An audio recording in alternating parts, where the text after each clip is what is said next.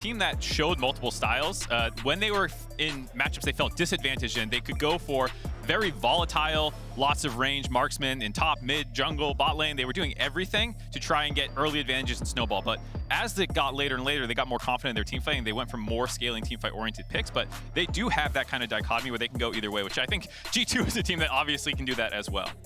Looks like the Ryze will be prioritized for EG for the time being. This does give G2 the window to prioritize jungle. The Jojopyun is up and available. We haven't really seen it so far in at MSI, but it was something that Jankos would typically default to throughout playoffs. That, alongside the Ahri, was the mid-jungle that really gave G2 a lot of early game prowess and kind of set them up for their mid-game. You can see the discussions rather coming through a lot. Wow, already a Pyke! Welcome to International! Ego draft! Or maybe a good pick, we don't know. A blind Pyke. I mean, the expectations are this is in support, but I'm never going to doubt G2 when it comes to playing this Pyke in any position. It's not even a draft, it's just an Umbral Glaive enthusiast meeting. That's true. That's the only thing that we've seen so far. You know what's a great item right now? 5 champs that can build Umbral Glaive. No vision. We'll have to see. I'm excited to see if that actually ends up going to the bot lane, like you said. The Ryze is the most played champion for Jojopyun this year so far, so that's one of his main. And the the Samira for Danny. This is low-key one of his like pocket picks that he was really well known for when he was coming up into the scene. Didn't get a ton of games on it in actual pro play, but it is a significant champion for him that they were using quite a bit last year before he made it to the LCS stage. A hyper-aggressive bot lane 2 versus 2 for EG. Looking to bring the pain to Flakked and Targamas, whereas Targamas likely looking to just get out of lane.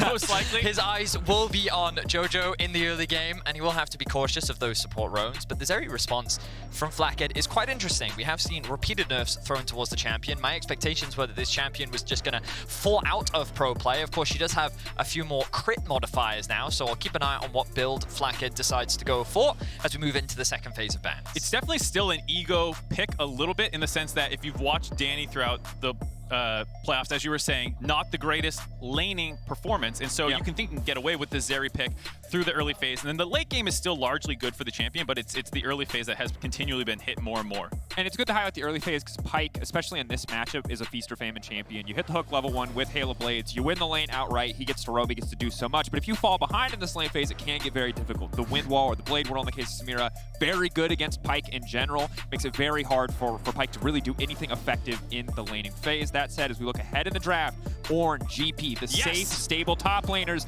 being banned away, and I think the draft is only getting spicier, boys. I'm hoping so. We saw, you know, the Fiora Aatrox matchup. I'm so glad that we're more in line with that right now, with the scaling top laners mostly taken out. Nocturne as well, that was something inspired Road quite a bit in playoffs. They used a lot of Nocturne comps, especially in combination with the Ryze to get across the map.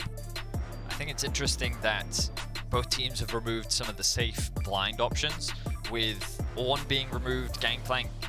I think it's a champion that can be blind, but you have to be very careful depending on who you're playing up against. And Impact's saying, well, you know what, we don't want to have to deal with that, especially the global pressure that it can put down. We want to make sure that our bot lane is still relatively safe. The Syndra matchup and the Anivia. Oh, but I'm gobsmacked. I didn't even hear people in the studio or something like laughing. Like, okay, so I'm also a little bit shocked. I'm thinking of positive interactions here. Wall, obviously very strong. Generally, Ryze, you expect to take phase rush so you can get around it pretty quickly, but it does lock him up. It makes Grave synergy is nice. You throw the wall down, it makes the buckshot easier to hit. Similarly, you can wall a Nautilus hook. Like I'm just spitballing here, boys. It is a decent matchup, as I understand, for against the Ryze, because Ryze is so short range that, especially at 6, you get really easy RE auto, like pretty much instantly as soon as you want that proc. The stun is easy to follow up often, as well as Ryze is running in. I'm sure Ryze will take phase rush, so it can be a little annoying to try and land it later on in the game. But yeah, I think it's mostly about controlling the lane early on and gonna scale decently well. We'll have to see if they also go for the Nasus. And we have Karthus, like this draft just suddenly exploded in weirdness. The Nasus is our meme hover pick. I don't know if you guys had it too. Don't worry. I just want to warn you now. It is the meme hover pick. Someone was trying to talk to me up about Nasus. Nasus support was in theory a thing, but we have yet to see it actually locked in the LEC. That said, we now have Aatrox for the top side. This time versus Gwen, so not going to take the Fiora matchup one more time. Instead, we'll take the Gwen, further adding a little bit more AP damage to this composition. And interesting, going to get another Karthus in the jungle as well. Inspired, no stranger to farming junglers. Excited to see what he can do on this one. So, The thing about the Anivia that I like is that into short-range comps, she's incredibly effective. And you look at champions like Samira, Ryze, they're gonna, you can even argue Aatrox as well, they're gonna struggle to be able to close that gap against a champion that provides so much zone control, especially in the river and around those choke points with the wall and the ultimate. The issue with G2's comp, I mean, it's a weird one where I say it's low in terms of crowd control because you have no like easy ways to engage fights. You have no big AoE CC abilities to kind of start things off. You're very reliant on EG kind of coming into you, which I guess they kind of have to, but they also have the option of playing through the side lanes because they have Karthus ultimate along with the Ryze to be able to attack sides. They don't have to commit to these team fights if they don't want to. And I think it's interesting because while you did talk about EG playing a lot of crazy compositions over the course of the playoffs, G2 mostly after the Fnatic series kind of played one style. They got Ornn every time they wanted. They played Hecarim to the jungle, always engage jungle, engage support, you know, playing to enable Flakked, playing to enable Caps. So it's going to be interesting to see them very much mix it up, not have nearly as much reliable CC, a lot more volatile lanes as well. This is going to be a look for G2. Not that I don't think that they can play it, but just one that we haven't seen in a lot of games. They can't play it. I'll just lean into the NA side. They're screwed. Draft gap. GG, easy win. All right, here we are, onto the Rift. No surprises. It might just be a fist fight at the level 1. Again, Pyke level 1. Aftershock, interestingly. Normally it's Hail of Blades, but in this matchup, as mentioned previously, it is a pretty difficult one for Pyke. And I think we're talking about the lack of CC in frontline, some of these things. You want a little bit more ability that when you go in, because you're basically the only one going in, you can live a little bit longer with Aftershock because you are the only setup really here for Targamas. Not going to find Danny. Good job, Danny. Yeah, good job. Stay safe. Get in the bush, Danny! Get in the bush, Danny! Oh, he's running. Oh. Okay. All right. Danny lives another day. Is going to have to start with the Blade World level 1. Definitely not ideal, but gets to keep his life. So I'd say good trade. Good trade. It was a bit weird what he did there, though, where he kind of like left the bush and then he kind of wanted to go back in the bush. He didn't quite click in the proper place, so he was just outside the bush. And then he realized the ward dropped a little too late, so he was forced to take that skill. So it is a little bit awkward for him, but EG getting a little bit of vision and information on the other side of the map. But it seems G2, never mind. I thought they were going to skirt around it, but they're just going to walk straight over it. So now EG will know exactly where he's starting. And the one thing that has been said in both NA and EU is Inspired, very smart jungler. He is very good at using information very, very well. It's a large part of why he got MVP in Europe during his heyday. And yeah, he just does a great job of being able to track what the enemy jungler is trying to do and kind of pathing to best optimize his route and get as much jungle camps as possible. Jojopyun already starting with the pig emote. I saw that one a lot. I don't know what it says, but I saw that a lot in playoffs in NA, so I imagine we're going to see it a lot here at MSI too. I am not sure where the pig emote rose to prominence, what the story is of it, but we'll have to keep our eyes on the mid lane matchup. That's obviously one that we're excited about, but this might be the most interesting of the picks as well, just in terms of scrapping it down. Broken Blade, like you said, took the Fiora in the previous game, but got solo killed by the Aatrox and looked like he reverted that one. Impact is 10-8 in heads up. 2 more wins against him from their time in North America. Slightly better win rate for Impact, so looking good for us. Why do you sound sad even when you say that? You like sound not convinced by your own point. point. I'm coping already? Yeah, I think you, like, no, I think it's a good point, and you should say it with pride. You sounded scared when you delivered it, Mark, like you're not certain if it means anything. You know, you could have delivered it like Broken Blade out of fear, ran from North America, his rival Impact. If you're getting solo killed by Biopanther, it's going to be bad against Impact. Exactly. That's the type of confidence I like. Now, Jankos, level 3, make his way towards mid. Caps should hit level 3 now. Wall. Oh, there it is. Good setup. Easy stun to follow. Jojopyun now going to be in trouble. Caps' wall going to stop any follow-up damage from the Graves there. And they do get the early flash out. So solid start for the side of G2. I'm interested to see him take the wall. I was wondering if it was going to be the kind of QE only Anivia that you sometimes see people go. But with that gank, I think it makes sense to take the wall there, get the flash out, and will limit Jojopyun's aggressiveness in the early game. It's one of those flashes where they might not actually repeat gank and find a kill because it's just going to get harder. But it does stop him from being able to shove and roam quite as easily. It was a very common playstyle that we saw from G2 throughout their playoffs, which was that Jankos would find ways to gank mid level 2, level 3, mainly on the Jarvan. But when you have Anivia, Anivia provides that setup for you, assuming you can land the CC. So getting that flash out, very powerful. But of course, using that time, Inspired has that tempo advantage. So he will be 1 camp up on his opposition. He's going to use this brief window to drop a ward down. He knows that camps shouldn't be up and available, so perhaps he can look for a gank Broken Blade in a bit of an awkward spot right now. Yep, and it worked last game. Why wouldn't it work again? Broken Blade might have a new champion, but has he learned his lesson for the matchup versus Order? For now, it looks like he has. He's playing safe. Where is he? Ooh, immune very early. He's going to leave that circle and he's going to be in trouble. Nice That's wall. Wall of Pain coming out, forcing the flash. Traded though. And now just spam taunting. Okay, I mean, Broken Blade played that very well. I thought that the moment he used his E and W, he was going to lose his life. He doesn't have the flash available. Inspired even committed his flash, thinking that he could get that kill, but the E cooldown, still very short if you're able to land that single auto. He lands it onto the minion, which meant that it was up and available. Targamas now on the roams. You can see Jojo's lane in a bit of an awkward position right now, and he realizes that that support is on the roam. Yeah, nice freeze there by Caps, making it awkward. Jojopyun, I was talking about potentially taking Phase Rush, has actually gone Unsealed Spellbook, so does have the TP to get back to lane, but I think with Graves showing on the top ward on the Krugs, he knows he can actually walk up and approach the wave and clear that out, so gets to hold his summoner thanks to that ward by Inspired. Little things certainly adding up, but overall, Ryze pretty decent CS advantage in the mid lane for now. Maybe, of course, post level 6, things get a lot easier, both trading and wave clear. We'll see how the matchup shapes up, as I'm still not entirely sure what to expect from Anivia as we get later stages of the game. I know the stuff I learned back in like Season 2 when people Froggen? played Someone this call champion. him Froggen. What's Anivia like these days? Skype him in. Here we go. Targamas hovering around mid. Targamas, good stun. Jojopyun now going to be locked up. Good damage coming in as well. Ignite going down. Jojopyun going to get dropped. First blood for Caps. So this was one of the things I was worried about for Jojopyun coming into this tournament. G2 love to attack mid. They really love playing around Caps, and with a roaming support and an aggressive jungler, it's something that they'll often try and leverage, and it all comes back on Jojo trying to leverage his early prio. The problem with that is it sets up for an early gank. He loses his flash, the repeat gank then comes through, and G2 playing that mid wave very well find themselves with first blood. And if you're a North American fan, you've seen this before, these deaths by Jojopyun where the game can kind of get away from him. He is a really good laner, but the experience angle is something he does struggle from, and these are the kinds of plays that can work against him. Ends up shoved up, trying to get the wave in before a greedy reset, gets blown up for it, and then can he stabilize from here is the big question I think that a lot of people want to see, because while he is a great laner, the aspects of roaming and respecting ganks and warding are the areas that he can get abused in. And of course, our featured matchup presented by Mercedes-Benz, Jojopyun versus Caps. You can see why. It's explosive. Jojopyun, confident. Caps has a kill. You know, we're going to see. We're going to see.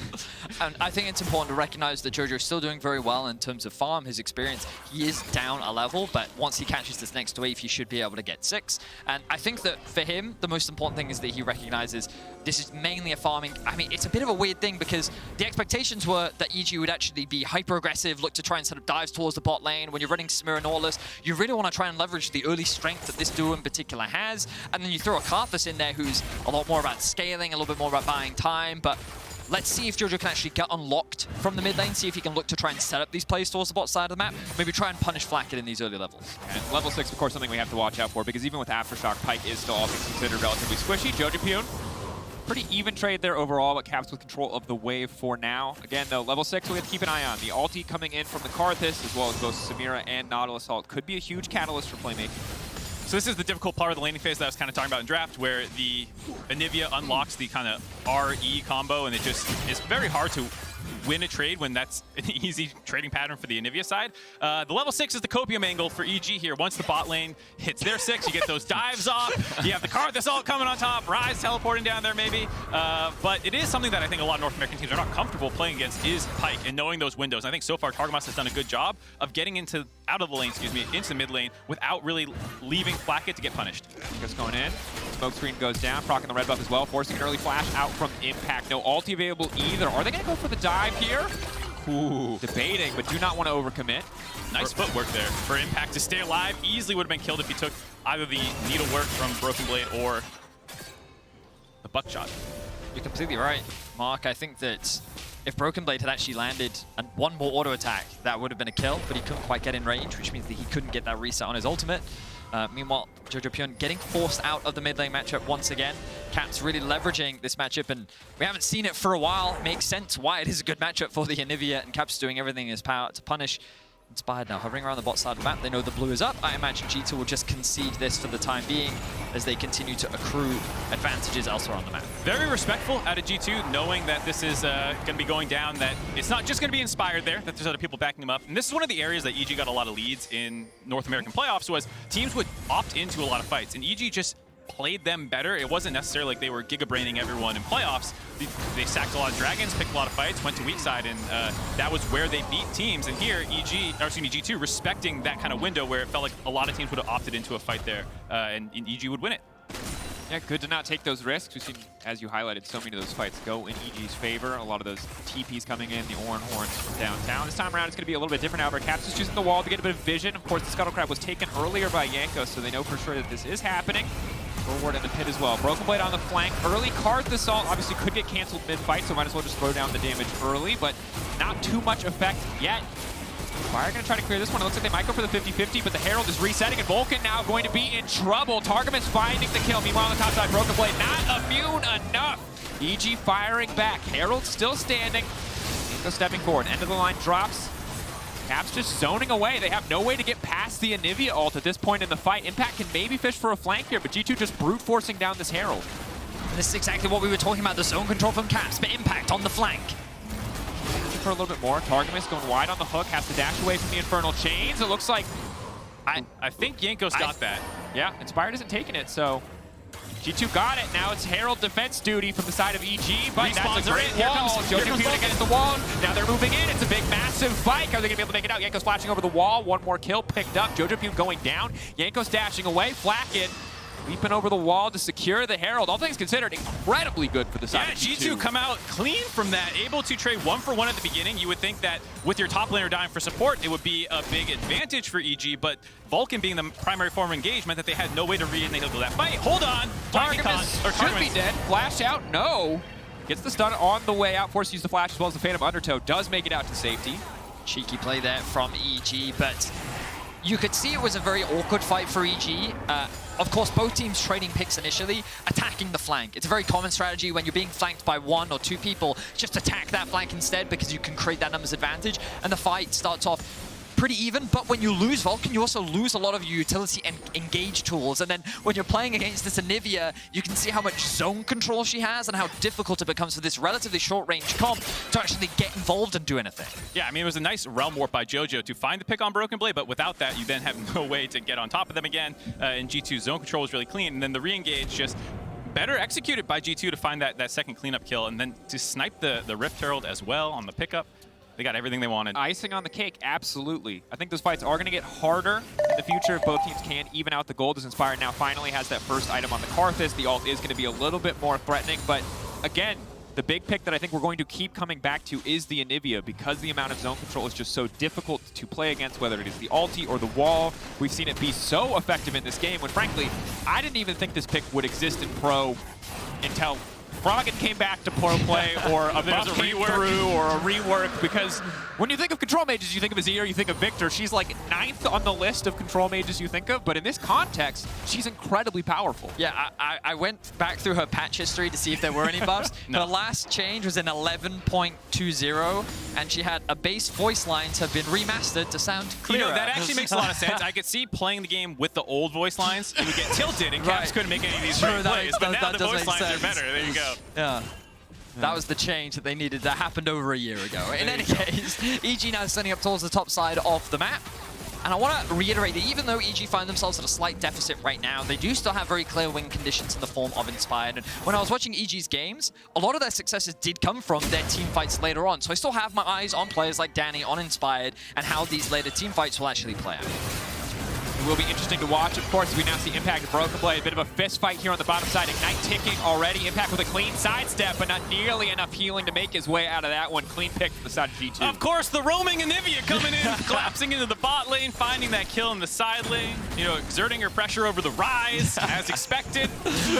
This is something that Caps likes to do. Regardless of the champion that he's on, he will find ways to roam around the map. But it felt like in this situation, he was just using his strong wave clear. They had good vision control around the bot side of the map, and they were just very quick to move and find that pick. And now they're keeping the pressure up with the Herald in mid lane. This is a big problem for EG now, because Inspired can no longer cycle Jankos' camps quite as easily. There's that brief window where we saw a couple invades, but now Broken Blade's getting the push on Impact, Caps has the push on Jojopyun, and the only thing that EG has the push on is the top lane, or what was the bot lane. And it's something that is playing very respectfully. Targamas is always finding the right windows to roam and never leaving Flakked alone to get dove at the right times. Yeah, and I think the difficult thing here is if Samira's even or ahead, if Ryze is even or ahead, those short-range champions going up against Grave, going up against Gwen, you can win a lot of those fights, but when you start to fall behind, especially with an Anivia on top, your side lanes get so difficult, any kind of pressure in fights gets so hard because you're walking face first into a Graves that's stronger than you, it's never going to be a good time. And one of the things I just wanted to highlight was actually how well G2 kind of played the map in that situation, as I have to hold that point. Targamas is looking right now. Where's he going to go? All right, he's not going to commit to anything. But what was really impressive about that, as I'm going to see if I can bring up the minimap here, what was really cool was how G2 actually rotated their top lane, or their bot lane down towards mid, and then they rotated mid towards bot, and then they sent their top lane, a Broken Blade, back to base to then catch top wave. There wasn't any waves that they were missing in that whole setup. They were able to keep all waves pushed in, they caught all their farm, and then Jankos goes back to base, resets, and gets all of his camps as well. And now you can see how quickly this gold lead has actually ballooned to 3K. That efficiency in playing around these lanes is something that during the regular season we never saw from G2, but they really did level up when it came to playoffs, and these map movements are very good to see. There's so much in common between these two teams, narratively at least, where both teams finished 4th in the regular season, had the insane lower bracket runs. G2 is on an 13-game win streak. They had the 4 3-0s as well as winning their first matchup. EG was on an 11-game win streak, so one of those is going to get broken here after their kind of crazy lower brackets. And sadly for me, it's looking like G2 is a little favored. I appreciate you not rubbing it in too much so far, Vedius. No, I mean, I think that so far it's been a fairly, I say even game. I don't think EG have made any egregious errors so far, and I just think G2 just been super proactive on the map. Yeah. And I like what I've been seeing from them so far. But again, the problem for this is that as much as I would love to be mean, I've seen what Danny has done before. Also, and I've seen enough Samira highlight reels. We also, to be fair, got a lot of the int out in the order game, so I don't... Because I would have talked smack in that game if I was casting that game too, if there was like an Osh representative up here. But I would have been humbled very quickly in that early game. The reason it's a win-win if you talk a lot of smack now is because either the comeback happens and then I get to gloat, or you're just right and then you get to gloat. So no matter what, it works either way. Yes, it's always about us. There it is. Now the next Herald has spawned. I imagine that both these teams will look to try and contest. EG find themselves at a 3K gold deficit. With no major item completed on Jojo, they may just choose not to contest it for the time being. You can see the resets coming through. Gwen back in base, does have the TP if he wants to commit.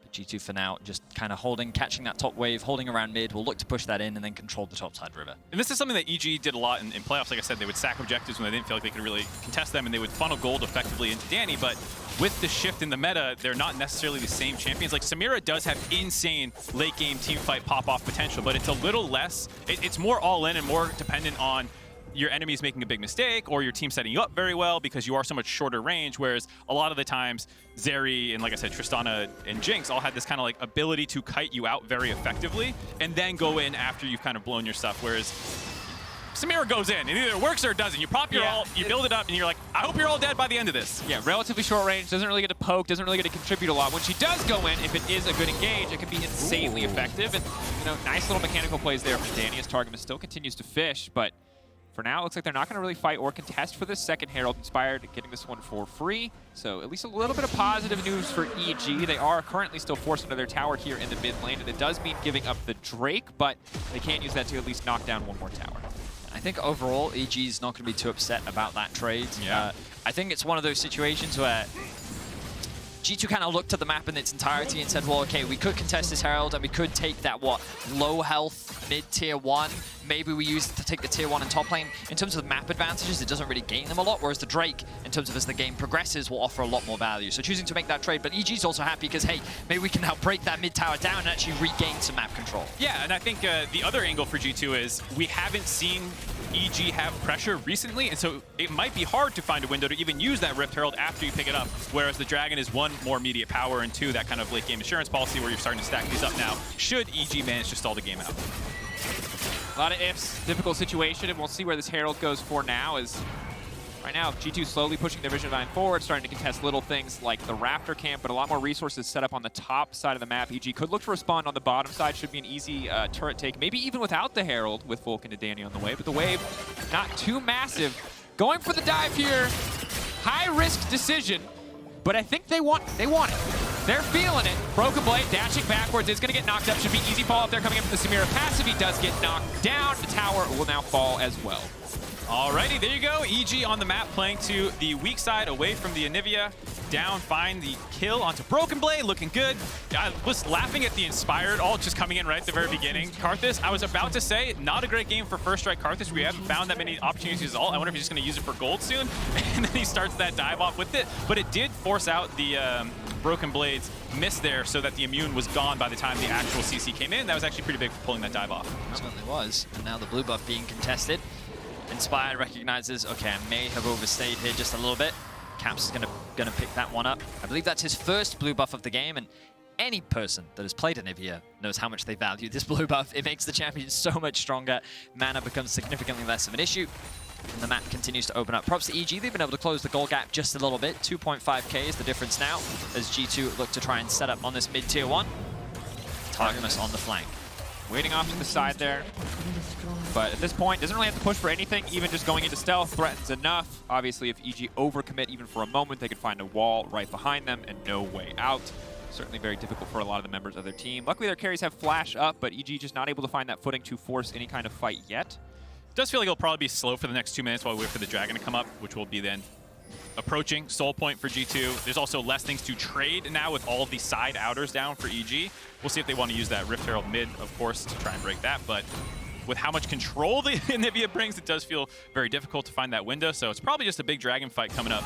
All summoners should be back up aside from the flash onto Vulcan will be the only thing down if nothing else happens. Yeah, I will say that the most awkward part for EG, we did talk about it in the draft, and we talked about it kind of throughout this game, but the short range makes team fights hard, but it also makes sieging incredibly difficult. Like, when you think about champions that can actually get close and hit the tower, especially the mid lane one, like...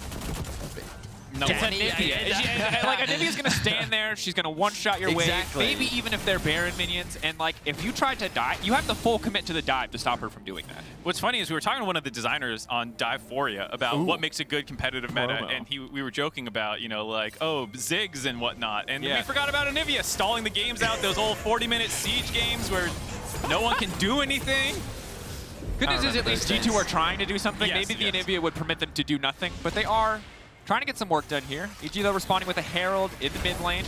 We'll get a bit of damage down on the tower, but G2 using that TP from Caps to deny them from breaking open the mid-tier tower. But look at how the map is set up once again. The Dragon spawns at about a minute's time. That top wave has been pushed all the way underneath the tower, and there's a way for them to catch on bot. So now what they can do is they can push in this mid wave. They can catch bot and start to set up a slow push and stack a wave to create another point of pressure. And then they can slowly start to transition their vision towards the bot side of the map. For now, it hovers around the top side. And I'm actually quite surprised. Perhaps they could even consider going towards a Baron instead. Ooh, sneaky. They take the Blast Cone over. Remember, there are double Umbral Glaives on the side of G2, so vision for EG is next to impossible once they lose control of an area. They're trying to get mid-prio. Maybe they will use that to check the Baron pit. Oh, they Fire checking the brush. This is free. But they're killing it so fast. This is the strength of having a jungler like Graves, the Anivia, Flakked. There's just so much damage on this. Yes, they finally spotted out, but no, Inspired right into the pit, not quite in time. He is going to drop here. Jankos trying to find a way out. He is going to get knocked down. At least one kill going over to the favor of EG in the meantime in exchange for the Baron. Not a good deal yet. Targamas now running, EG knowing they have to extend this play if they want to take away the Baron, but will not be able to do so. Massive, massive sneak for the side of G2. God damn it, they're so smart! I hate them! That was so clever! Yeah, that was pretty clever. Right when Dragon's spawning, there's so much focus on EG to start prepping for bot side of the map, and that's the ideal time to actually throw the kind of mix-up Haymaker and go for the Baron instead, and now it's going to make this Dragon fight so easy for them. And now Caps trying to bait out the wind wall. Cannot wind wall the actual wall, so we'll get forced away. Blade roll now down. Impact going to try to get something done. Oh, they played enough against the Aatrox to know how bad this could be for G2, but Impact not powerful enough. Broken Blade finding the kill. Danny now needs to run for the hills. Good damage coming in, but no follow-up quite yet. He might fall into execution special. He's confident, but it's not going to work out. Forced to use the ultimate and knocked down by the side of G2. So off the back of a Baron, G2 quickly come back out onto the map. They force the fight against EG. They find the 4v4, and they will secure their third Dragon of the game as well. G2 very quickly dominating this game. You can feel a little bit of desperation set in for EG there. They didn't want to have to give that one up. They wanted to take that fight before Jankos showed up. Impact tried to find the angle, but this is what we're talking about. The comp from G2 just can kite that out so easily, and there's no way for all the members of EG to get off the top of a single target to start those resets. I just feel bad for Jojo, because he came from a game where when people build a wall, there's counterplay. But in League of Legends, when Anivia throws a wall behind you, you can't do anything.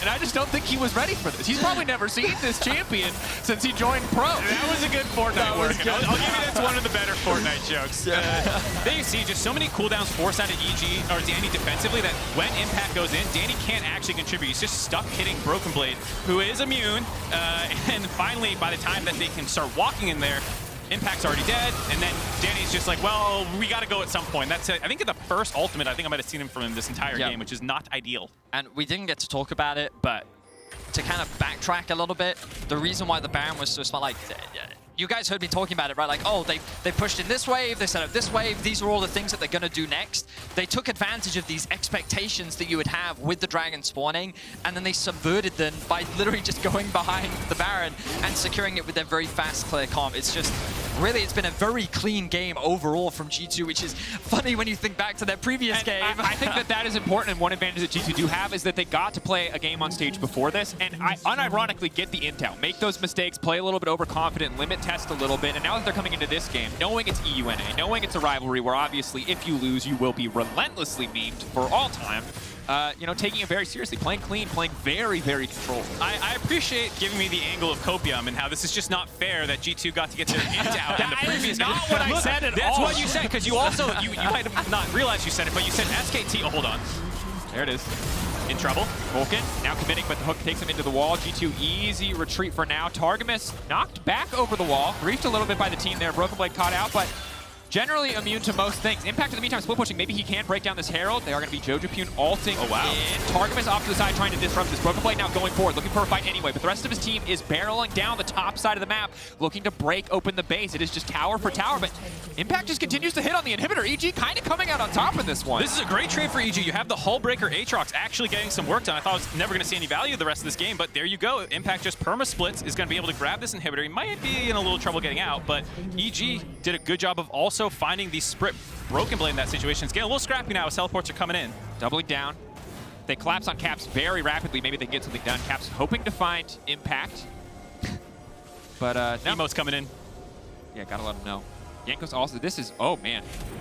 Saving Private Impact appears to not have been the plan. They've called that mission up. Turns out you just leave the man behind, but Impact all fine on his own.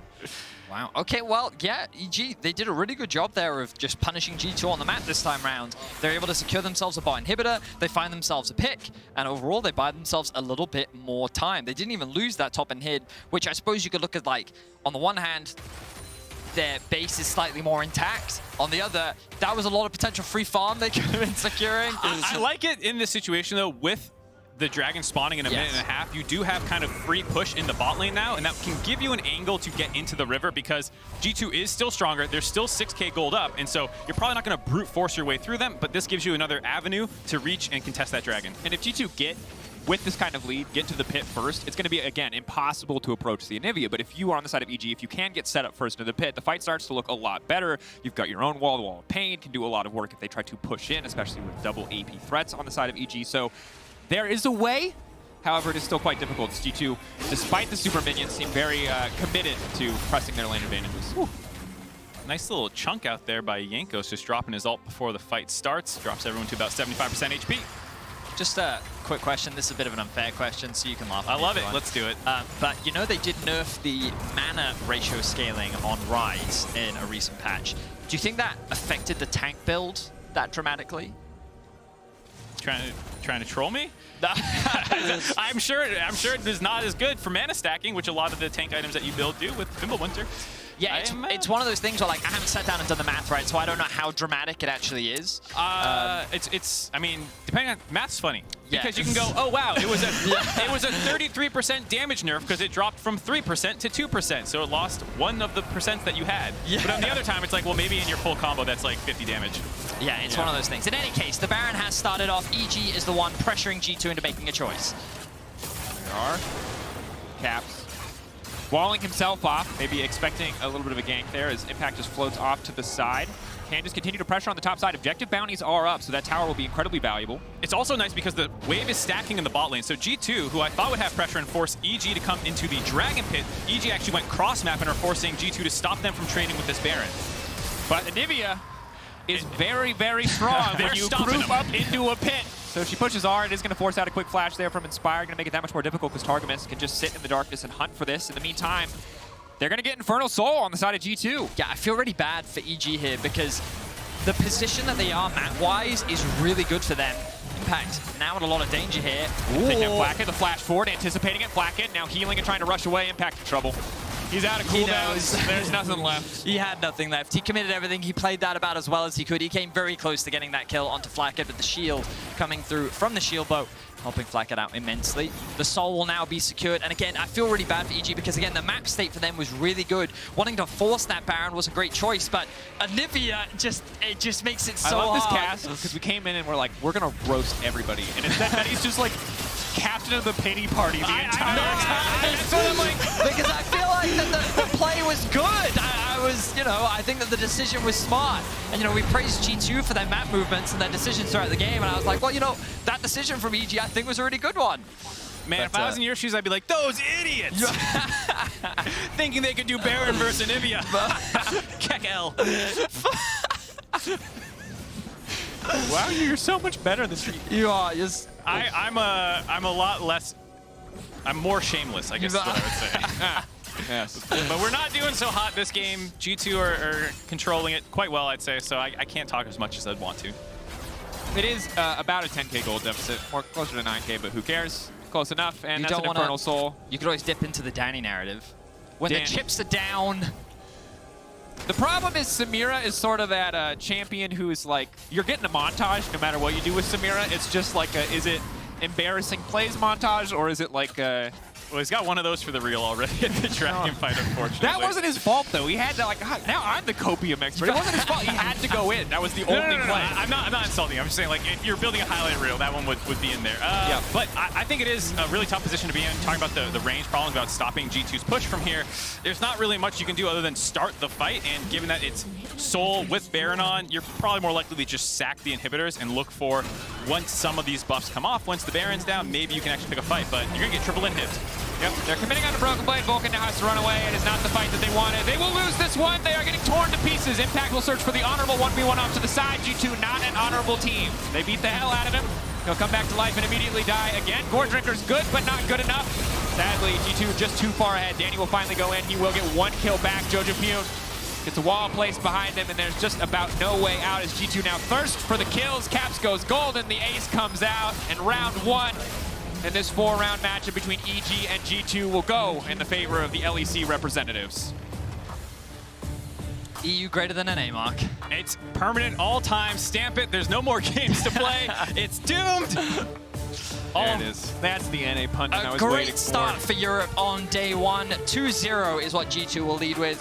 I was a little worried after that order game, but it seems like they really did lock it in, and I feel like that we saw a really high-level performance from the team overall in this game. Of course, they did make that blunder. I think EG did make a good punish, but there are still a lot of games between these two teams. There will be lots of opportunity for EG to evolve and grow, and I think that's going to be one of the big questions that we have for EG, because it felt like throughout playoffs, they did get better as playoffs went on. How much growth can they make, and how can they challenge for the top spot in this group? And G2 throwing the Anivia curveball in draft obviously made a lot of what EG were trying to accomplish very difficult, so we'll see the draft adaptation day to day and game to game, but obviously an incredibly strong start, and just see when EG goes back to the drawing board, what else they have, because sadly for them, the Samira, the Nautilus, not as dominant maybe as they wanted it to be in the laning phase, and once G2 got that lead, their composition just made it so impossible for EG to come back. I'm definitely not worried, honestly, to remove the jokes aside for a moment. This was